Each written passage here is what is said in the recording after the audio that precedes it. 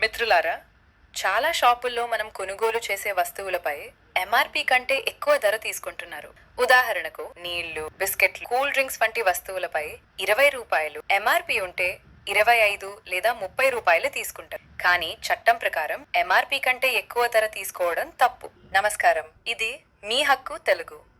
ప్రజలకు ఉపయోగపడే హక్కుల సమాచారం మీకు అందించే ప్రయత్నం చేస్తున్నాం. ఎంఆర్పి అంటే మాక్సిమం రీటైల్ ప్రైస్. అంటే ఆ వస్తువు మీద ముద్రించిన ధర కంటే ఎక్కువగా విక్రయించకూడదు. ఎవరైనా ఇలా చేస్తే అది కన్స్యూమర్ ప్రొటెక్షన్ యాక్ట్ ప్రకారం నేరం. ఎంఆర్పి కంటే ఎక్కువ తీసుకుంటే ఏం చేయాలి? అలాంటి పరిస్థితి వస్తే మీరు ఇలా చేయండి. 1. బిల్ తప్పకుండా తీసుకోవాలి. బిల్ లేకపోతే కంప్లైంట్ చేయడం కష్టం. 2. షాప్ వివరాలు నోట్ చేసుకోవాలి. షాప్ పేరు, అడ్రస్, ఫోన్ నంబర్. 3. ఫోటో తీసుకోవచ్చు. వస్తువు మీదున్న ఎంఆర్పి షాప్ బోర్డ్. 4.